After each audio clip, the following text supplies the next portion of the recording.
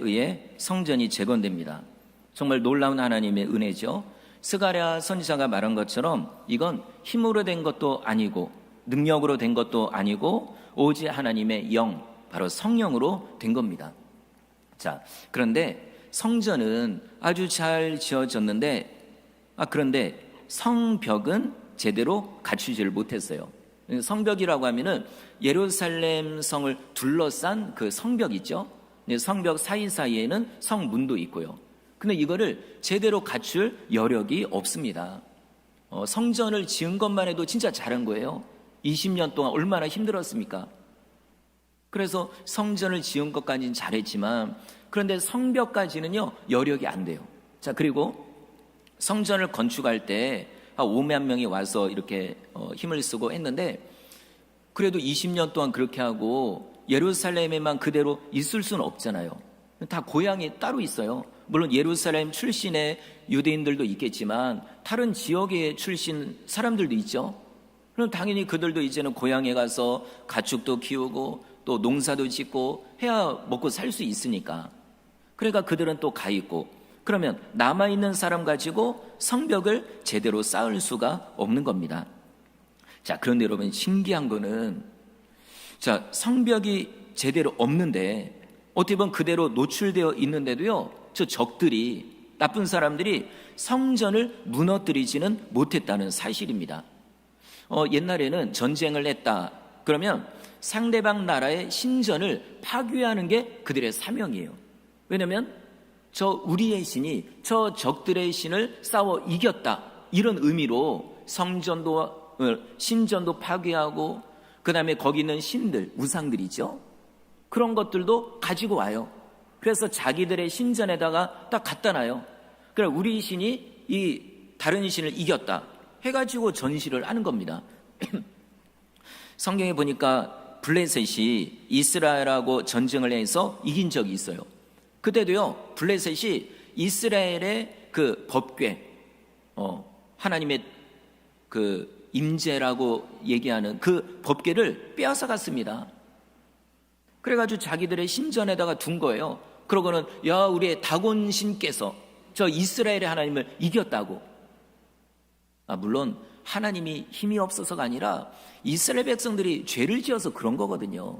나중에 하나님 스스로 법궤가 다시 돌아오게 하십니다. 그러니까 하나님이 잘못한 게 아니었어요. 어쨌든 자, 전쟁을 한다, 싸운다. 그러면 상대방의 신전을 파괴하는 게 이게 맞습니다.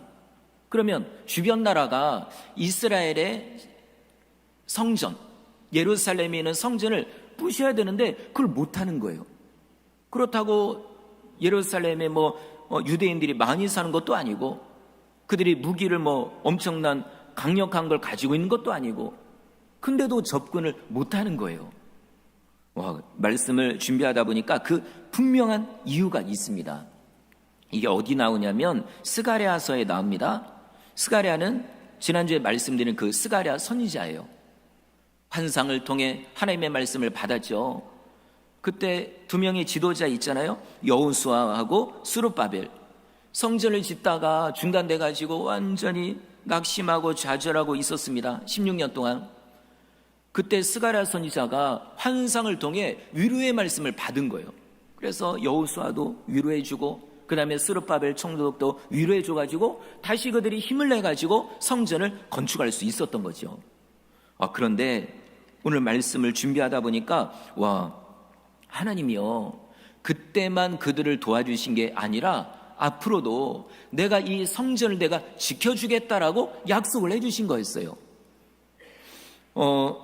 이 설교를 준비하다가 딱 떠오른 성경 구절이 있습니다. 그게 바로 스가랴 2장 5절입니다. 제가 읽어볼게요. 여호와의 말씀에 내가 불로 둘러싼 성곽이 되며 그 가운데서 영광이 되리라. 제가 오래전에 이 구절을 읽고 너무 멋있는 거예요. 하나님이 진짜 멋있다. 그냥 성곽, 그냥 성벽이 아니라 불성벽이 되어주신대요. 마치 활활 타오르는 불기둥처럼 전체를 지켜주신다는 거죠. 그러면 적군이 와도 접근을 아예 못합니다.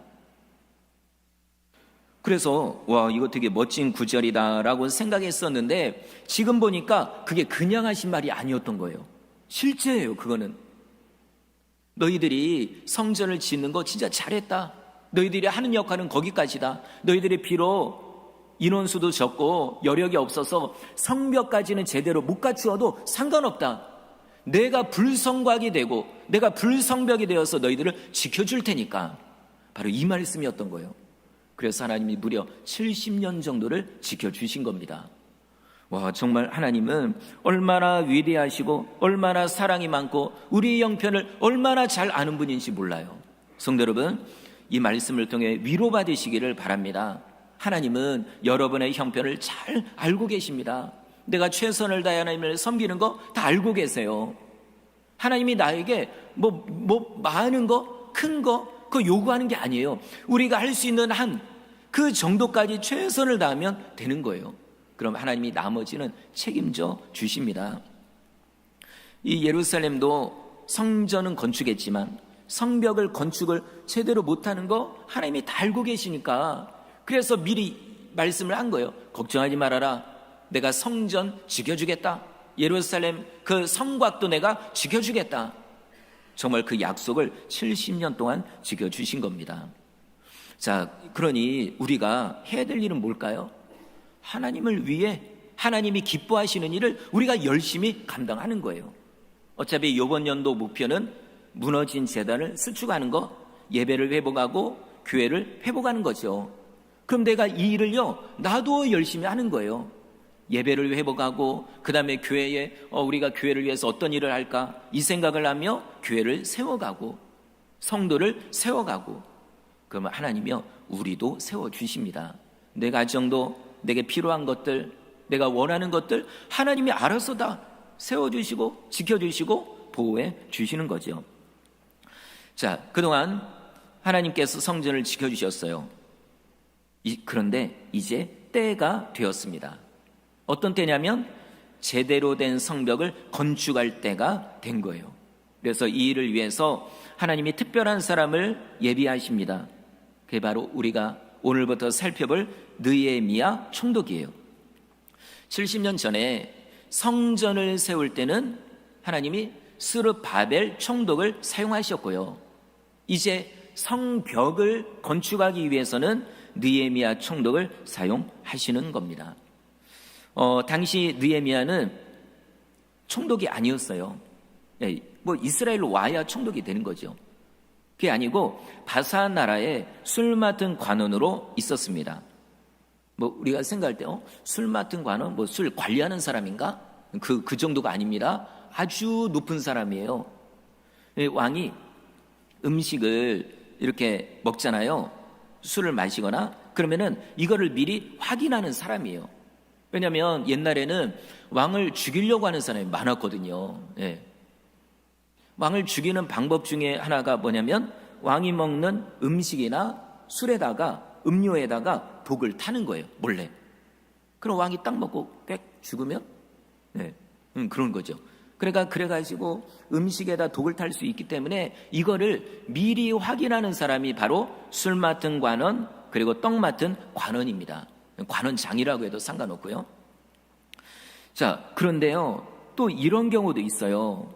다른 사람이 아니라 술 맡은 관원하고 떡 맡은 관원이 본인들의 음식에다 독을 타서 왕을 죽이려고 하는, 실제로 성경에 보니까 그런 일이 있습니다. 이때가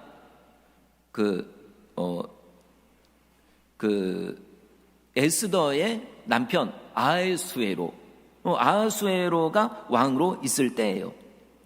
그런데 이때 그 떡 맡은 관원장이 왕을 죽이려고 한 거예요. 다행히도 그거를 에스더의 사촌 오빠가 발견해가지고 고발해가지고 그래서 왕은 안 죽었지만은 어쨌든 이런 일이 실제로 있는 거예요. 그래서요 술 맡은 관원하고 떡 맡은 관원은 아무나 세우지 않습니다. 왕이 진짜 믿는 사람, 신뢰하는 사람만 세우는 거죠. 자, 그렇다면 느헤미야는 정말 왕이 신뢰하는 사람이 맞아요. 그러면 자, 어떻게 느헤미야가 술 맡은 관원이 되었을까요? 왕한테 아부를 해서 뇌물을 써가지고 아니면 머리가 똑똑해서 그래서 술 맡은 관원이 됐을까요? 아닙니다. 이제부터 중요한 여기서 나옵니다. 그가 똑똑해서 된 게 아니라 이건 전적인 하나님의 은혜입니다. 그리고 하나님의 섭리예요. 나중에 엄청난 특별한 일을 위해, 그리고 중요한 일을 위해서 하나님이 일부러 높은 사람이 되게 하신 거예요. 자, 그러면 어떤 특별한 일, 어떤 중요한 일을 위해서 높은 자리에 올라가게 했을까요? 바로 무너진 성벽을 건축하기 위해서, 이겁니다. 우리로 말하면 사명을 위해서 높은 자리로 올려주신 겁니다. 성경에 보니까 이런 사람이 또 있어요. 바로 느헤미야서 뒤에 나오는 에스더서, 바로 에스더입니다. 에스더는 유대인입니다. 그런데 그때 전쟁 중이었고 전쟁 후기 때문에 부모님도 그렇고 어떻게 보면 노예예요. 포로. 출신이 좋지가 않아요, 그 당시에는. 그런데 이 에스더가 나중에 그 큰 나라, 바산 나라의 왕비가 된 거예요. 이거는 뭐 로또에 당첨되는 거 비교가 안 됩니다. 이런 일이 있을 수가 없어요. 아니, 어떻게 포로의 자녀가, 그 후손이 어떻게 그 전체 나라를 지배하는 바산 나라의 왕비가 될까요? 여러분, 이건 하나님의 은혜입니다. 물론 겉으로 보면은 에스더가 예뻐서 그런 거예요. 왜냐하면 왕이 예쁜 사람을 골라가지고 왕비로 세웠으니까. 근데 그건 겉으로 보여지는 것 뿐이지, 진짜로 에스더가 왕비가 된 이유는 하나님이 그렇게 하신 겁니다. 하나님의 역사, 하나님의 섭리예요. 그리고 그냥 그렇게 한 게 아니라 분명한 목적을 위해서. 그게 뭘까요? 자, 어느 날 이 유대인들에게 큰 위기가 찾아옵니다. 어떤 나쁜 사람이 전국에 흩어져 있는 유대인들을요, 몰살시키려고, 학살하려고 계획을 세운 거예요. 이때 막 난리가 났죠. 유대인들이 이제는 우리는 다 죽었다고. 그때 이 에스더를 딸처럼 키워준 사촌오빠 모르드게가 에스더 찾아갑니다, 왕비를. 그래서 이런 얘기를 하는 거예요. 에스더야, 너도 유대인이 아니냐? 지금 유대인들 지금 죽을 상황이 됐다.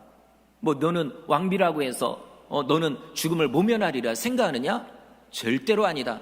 만약에 네가 이때 가만히 있으면 하나님이 네 집안을 멸망시킬 거다. 아주 거의 협박식으로 얘기하는 거예요. 왜냐하면 그 말이 맞으니까. 그리고 네가 왕비가 된 게 바로 이때를 위함이 아니냐. 유대인들을 구원하라고 네가 왕비가 된 게 아니냐. 내가 생각할 때 그게 맞는 것 같은데. 그러니까 네가 왕을 찾아가서 살려달라고 빌어라. 유대인들을 죽이지 말아달라고 네가 가서 얘기하라. 딱 한 거예요. 여러분, 그때서야 에스더가 깨달은 겁니다. 내가 예쁜 이유, 내가 왕비가 된 이유가 바로 유대인들을 구원하기 위해서 하나님이 이렇게 하신 거구나. 그래서 그때부터요 3일을 금식하며 기도합니다. 근데 어떻게 보면은 금식하면 안 돼요. 자, 왜 그러냐면 그 당시에는 왕의 권한이요 엄청나가지고 아무리 왕비라고 해도, 왕의 부인이라고 해도요 함부로 왕을 만나러 못 갑니다. 왕이 불러야 가는 거예요. 근데 지금 에스더는요 부름을 못 받은 지가 벌써 한 달이 넘었어요. 왜냐하면 이 왕이요 얼마나 여자를 좋아하는지 왕비 놔두고 또 젊은 여자, 또 예쁜 여자를 찾고 있거든요. 지금 공개 모집을 하고 있습니다. 그런 이런 상황에서 에스더가 자기가 알아 혼자서 가가지고 왕 만나겠다고 하면 잘못하면 죽을 수도 있는 거예요. 자, 그런데 에스더는 금식하며 기도합니다. 왜냐하면 하나님께 잘 보이려고, 하나님께 응답을 받으려고. 그래서 금식하며 기도하는, 여러분 금식하면 얼굴이 올쭉해지잖아요. 아니 더 잘 먹고 더 예쁘게 해가지고 왕의 마음을 들어야 되는데 그게 아니라 얼굴이 올쭉할 정도로 금식하며 기도하는데, 이건 진짜 하나님을 믿기 때문이에요. 하나님 제발 도와달라고, 우리나라를 구원해달라고, 나를 사용해달라고. 제가 왕비가 된 게 바로 이때 일을 위함이 아닙니까? 저를 사용해달라고. 그래서 금식하며 기도하고 갑니다. 어떻게 됐을까요? 뭐 잘 아시지만 왕이요 에스더를 보는 순간 눈이 뒤집어지는 거예요. 너무 예쁘게 보이는 거예요. 아니 내가 이렇게 예쁜 아내를 놔두고 어떻게 다른 여자를 찾는다고 이랬을까? 성도 여러분, 혹시 부부간의 관계가 지금 안 좋고 그러고 있으면 금식하십시오. 예. 이런 때 금식하지 언제 금식합니까? 하나님 제발 도와달라고. 바람난 남편, 바람난 아내, 제발 그들의 마음을 움직여달라고. 여러분 진짜 그렇게요, 작정하고 기도해가지고 남편이 돌아오고 아내가 돌아온 경우들 많습니다. 진짜 어떤 분은 그렇게 어느 정도 작정하고 기도해요. 끝났습니다. 뭐 응답이 없어요. 그리고 또 기도합니다. 나중에는요 다 돌아와가지고. 여러분 에스더도 하나님만 바라보고 금식하며 기도했더니 왕의 마음을 확 바꿔가지고 유대인들을 안 죽이게 한 거예요. 자, 결국 에스더가 왕비가 된 게 그냥 너 잘 먹고 잘 살아라 이래서 왕비가 된 게 아니에요. 바로 사명을 위해서, 유대인들을 구원하기 위해서 그런 은혜를 주신 거죠. 그렇다면 우리도 적용해 볼까요? 하나님은 우리를 구원하셨습니다. 예수님이 우리를 위해 죽으셨어요. 그리고 때로는 우리에게 건강도 주시고 재물도 주시고 재능도 주시고 때로 얼굴도 너무 예쁘게 해주시고, 나 왜 이렇게 예쁠까 고민인 경우도 있죠. 그리고 왜 이렇게 잘생겼을까? 와, 나는 왜 이렇게 사람들 잘 웃길까? 와, 내는 왜 이렇게 목소리가 너무 예쁠까? 여러분, 이유가 있습니다. 이 목적과 이유를 모르면 그냥 세상 사람하고 똑같은 거예요. 나만을 위해 돈 벌어서 유명해져서 그냥 뭐 나만 누리는 거? 이거는요 하나님의 뜻을 모르는 거죠. 그러나 하나님의 뜻을 아는 사람은 이제는 내 사명이 무엇일까? 분명히 하나님에게 나에게 이런 걸 주신 거는 뭔가 이유가 있을 거야. 자, 많은 돈이 있어요. 이걸 어떻게 사용할까? 하나님의 뜻이 무엇일까? 내가 지위가 높아요, 유명해요. 하나님이 왜 나를 이렇게 높은 데 앉혀주셨을까? 왜 유명하게 하셨을까? 왜냐하면 유명하면 그 말 한마디가요 엄청난 영향력이 있거든요. 이런 것들, 이걸 우리가 생각해야 되는 거죠. 그런데 이걸 모르고 여러분 그런 거 있잖아요. 하나님 저 잘 되게 해달라고. 왜요? 한번 스스로 생각해 보세요. 왜요? 하나님이 왜 그렇게 해주셔야 되는데요? 자, 물질이 필요하다고 기도하잖아요. 그럼 왜 하나님이 그걸 줘야 되는데요? 그냥 나 잘 살라고요? 지금 어려운 거 해결하려기 위해서? 하나님, 여러분, 하나님은요 그 정도 수준의 하나님이 아닙니다. 자, 그 다음에 내가 건강을 구해요. 왜요? 하나님이 왜 건강을 주셔야 되는데요? 목적이 무엇인데요? 하나님, 나 지금 가정이 지금 어려운 가운데 있어요. 지금 제발 이거 도와주세요. 내 자녀 도와주세요. 좋은 대학교 가고 그 다음에 취직 잘하고 뭐 이렇게 해주세요. 왜요? 왜 하나님이 그렇게 해줘야 되는데요? 그거요? 그거 뭐 교회 다니면 잘 되는 게 그 하나님 뜻 아닌가요? 여러분, 그거는요 아직 뭘 모르는 거죠. 하나님이 그런 응답을 해주셔야 될 이유가 뭔데요? 여러분, 이거를 생각해야 됩니다. 하나님이 우리를 높여주시고 우리 자녀를 잘 되게 해주시는 그 이유가 뭔데요? 여기에 사명하고 연결이 안 되면 우리가 아무리 구해도 하나님 들어주지 않습니다. 최근에 뭐 뉴스에는 뭐 이런 식으로 나오진 않지만 어떤 일이 있었냐면 불과 며칠 안 됐습니다. 대법원에서 어떤 판결이 나왔어요. 건강보험 가입에 관련돼서 뭐냐면 어떤 사실혼 관계 두 사람이 이 불만을 표출한 거예요. 우리는 부부다. 근데 왜 내 반쪽을 왜 건강보험에 못 들어가게 하느냐? 이런 거예요. 원래는 들어가잖아요. 근데 왜 그러냐면은 이 두 사람이요 남자거든요. 남자 여자가 아니라 남자예요. 그러니 우리 애를 부부로 인정해주라 이겁니다. 건강보험에도 이름 넣어주라 이 얘기예요. 결과가 어떻게 됐을까요? 대법원에서 당신들의 말이 맞습니다 라고 인정을 해준 거예요. 대법관이 몇 명이냐면 13명입니다. 여러분 홈페이지에 다 나옵니다. 그 대법관도 그 대법원의 홈페이지도 있어요. 13명 이름도 다 나와 있습니다. 근데 그 중에 이거를 재판을 이렇게 하면서 보니까 대다수의 의견이 이 남자와 남자가 서로 부부라고 하는데 이거 인정해 줘야 되지 않냐 이거예요. 성적 취향, 이거 인정해 주자 이겁니다. 뭐 옛날처럼 남자와 여자만 결혼하고 뭐 그 사람들만 부부가 되고 이건 옛날 얘기지. 아니 본인이 남자 좋다는데 그거 인정해 줘야 되지 않냐? 이렇게 된 겁니다.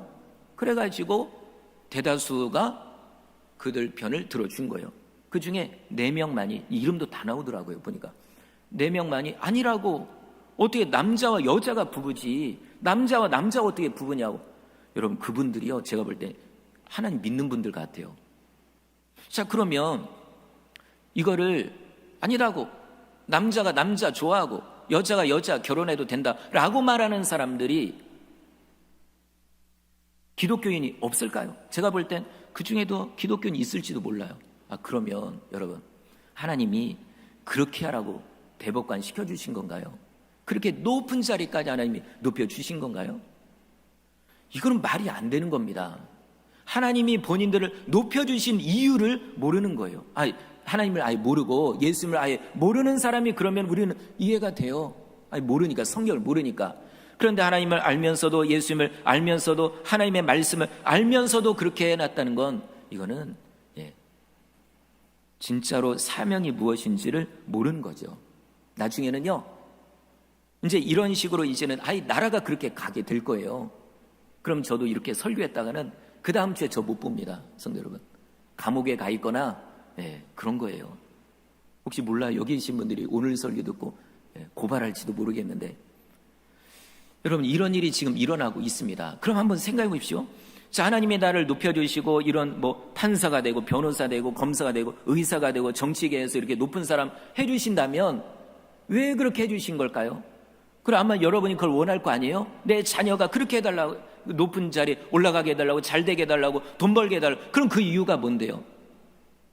여기에 하나님의 사명이 연관되지 않으면 하나님도 그 응답을 할 수가 없습니다. 또 한 가지, 물질 달라고 여러분 기도하잖아요. 그런데 보십시오, 물질을 주시면 여러분 뭐 하려고요? 내 사업 늘리려고요? 지금 어려우니까 좀 잘 되게 하려고요? 그게 목적인가요? 그거는 세상 사람 목적하고 똑같습니다. 뭔가 남달라야 하나님하고 연관되고 사명하고 연관돼야 하나님이 응답을 주시는 거죠. 근데 보십시오, 하나님 돈 달라고 물질 달라고 기도는 하는데 하나님의 거 11조는 도둑질하면서 돈 달라고, 이거는 진짜로 말이 안 되는 거죠. 하나님의 것을 도둑질하면서 하나님 보고 물질 달라고 하는 거는, 이거는 말이 안 되지 않나요? 자, 성도 여러분, 우리는 다시 한번 내가 기도하고 있는 제목을 돌아봐야 됩니다. 욕심으로 구하고 있는지 아니면 하나님의 뜻을 위해 구하고 있는지. 자, 오늘 본문에 이렇게 보시면은 느헤미야가 술 맡은 관원으로 있었는데 충격적인 소식을 들어요. 3절에 나와 있죠. 예루살렘 성벽이 무너지고 중간중간 있는 성문들이 불에 탔대요. 물론 그것도 완벽한 그런 건 아니었지만 그나마 있던 것도 불타버리고 무너졌으니 얼마나 마음이 무너집니까? 자, 그런데요, 놀랍게도 여기에도 하나님의 섭리가 있습니다. 여기에도요, 불타버리고 무너져버리고 여기에도 하나님의 섭리가 있는 거예요. 결국 이 소식이 누구의 귀에 들려져요? 오늘 느헤미야에게. 그래서 느헤미야 마음에 간절한 마음을 먹게 하고, 그리고 그 마음을 통해 하나님이 느헤미야를 불러내시는 거예요. 네가 와라, 네가 예루살렘에 가서 성벽을 건축해라 라고 하는 그 하나님의 부르심을 깨닫게 된 겁니다. 이제는 때가 됐으니까. 성도 여러분, 이 진짜로 이걸 보시면은, 자, 하나님이 우리를 부르십니다. 어떤 목적을 위해. 근데요, 귀하다 대고 자연아 이렇게 부르실까요? 물론 그런 경우도 있어요, 가끔은. 근데 그런 경우보다도요, 때로는 우리의 마음에 어떤 감동을 주시는 거예요.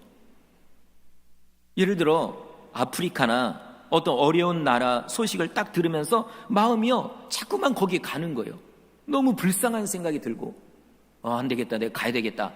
그래서 선교사로 가기도 하고 때론 자원봉사자로 일시적으로 갔다 오기도 합니다.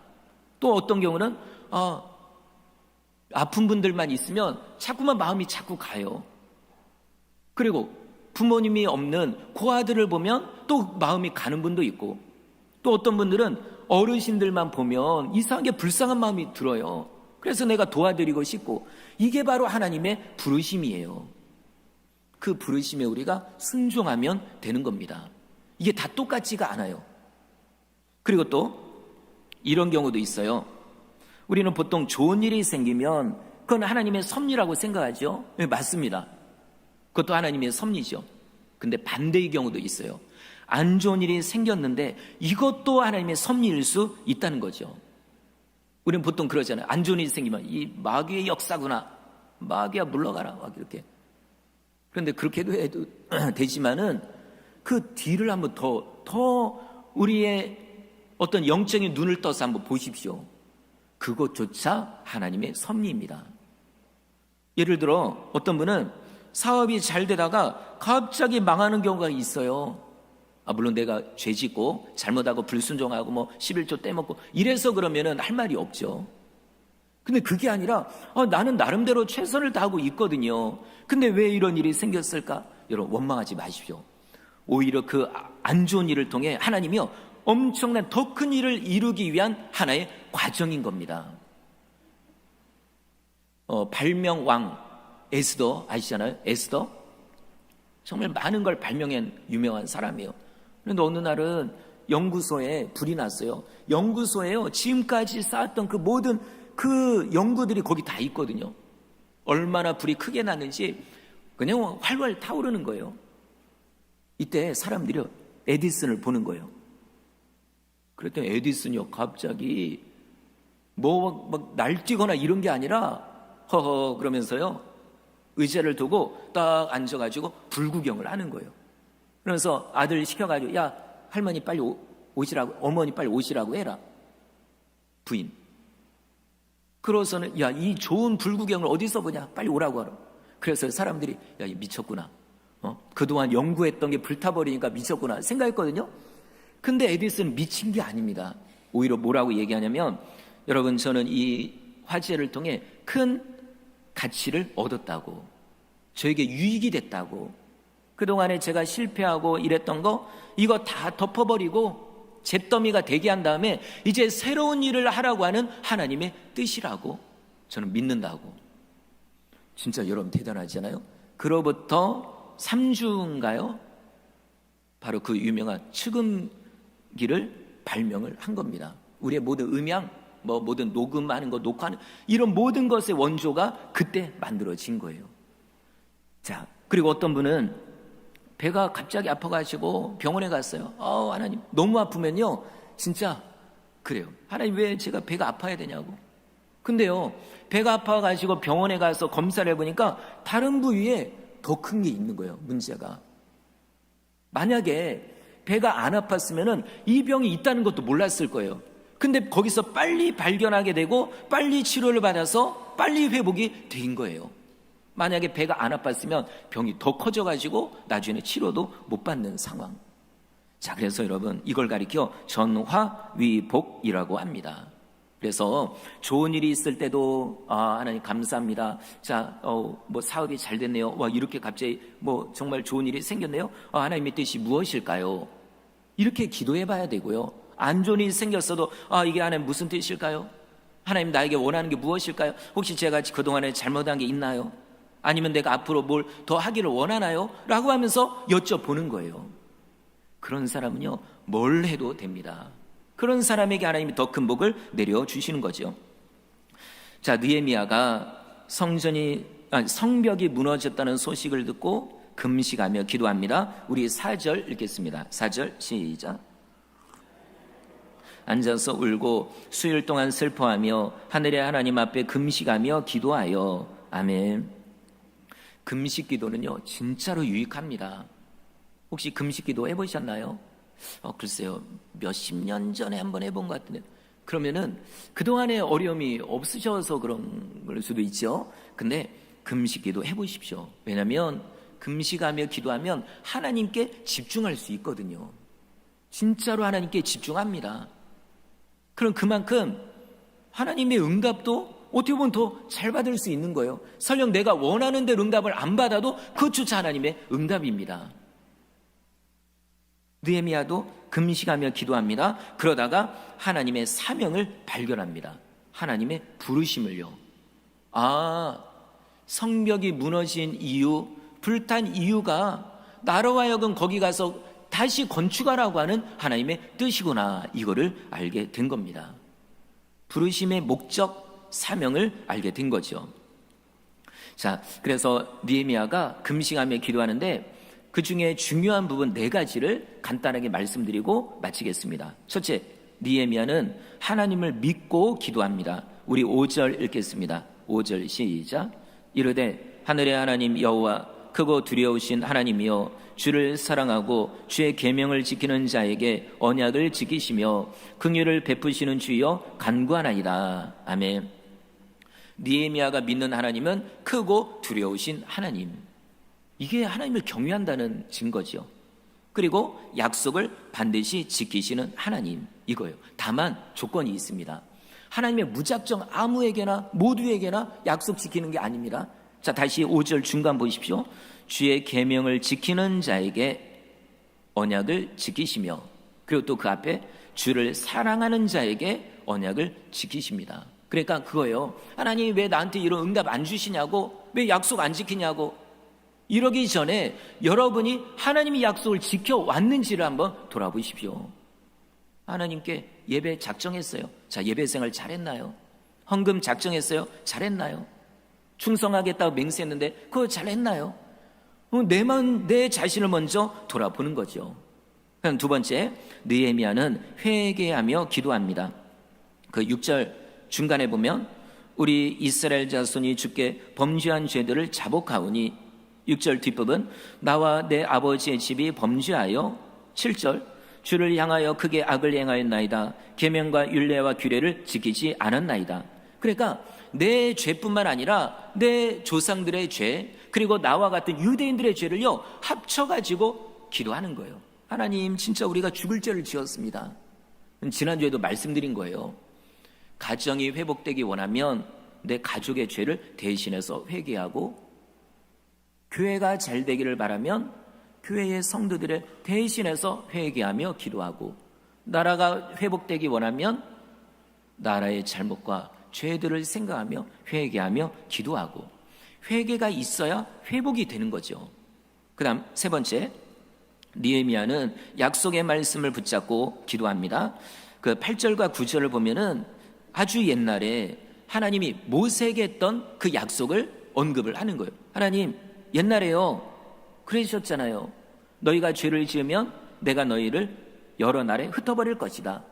그러나 너희가 깨닫고 회개하고 그러면 다시 돌아오게 해주겠다. 그러니 하나님, 이제 그 기도를 들어주십시오. 그 약속을 지켜주십시오 라고 기도하는 거예요. 성도 여러분, 우리도 기도할 때 하나님의 말씀을 의지해서 기도하는 게 진짜로 유익합니다. 그래서 기도하다가 성경 구절을 암송하는 거예요. 아니면 성경을 하루에 몇 장씩 읽어가면서 기도하는 거죠. 그게 진짜로 우리에게 유익하고요. 마지막 네 번째, 느헤미야는 헌신하겠다는 마음으로 기도합니다. 무슨 얘기냐면, 하나님, 저를 정말 이번 일을 세워주셨다면 제가 가서, 여러분 이 바산 나라의 수도 수가성이거든요. 수가성이 아니고, 그죠? 스산성. 여기가요 엄청나게 멀어요. 중간에 바벨론이 거기 있고요. 그리고 더 멀어요. 그리고 느헤미야는 굳이 갈 필요 없잖아요. 자기는 술 맡은 관원장인데 왕의 사랑도 받고 있고. 근데요, 이 모든 좋은 것들을 내려놔야 됩니다. 그래도 모든 걸 포기하고 가겠다는 거예요. 하나님, 저를 붙잡아 달라고. 11절 중간에 이렇게 나오죠. 오늘 종이 영통하여 이 사람들 앞에서 은혜를 입게 하옵소서 하였나니. 자, 여기서 말하는 이 사람들 누구냐면 아닥사스다 왕하고 다른 신하들이에요. 만약에 내가 성벽 건축하러 간다고 할 때 왕이 막아버리고 다른 신하들이 가지 말라고 막으면 못 가요. 그러니 하나님, 제가 갈 수 있도록 도와달라고. 그래서 하나님이 그렇게 해 주시는 겁니다. 자, 말씀을 마치겠습니다.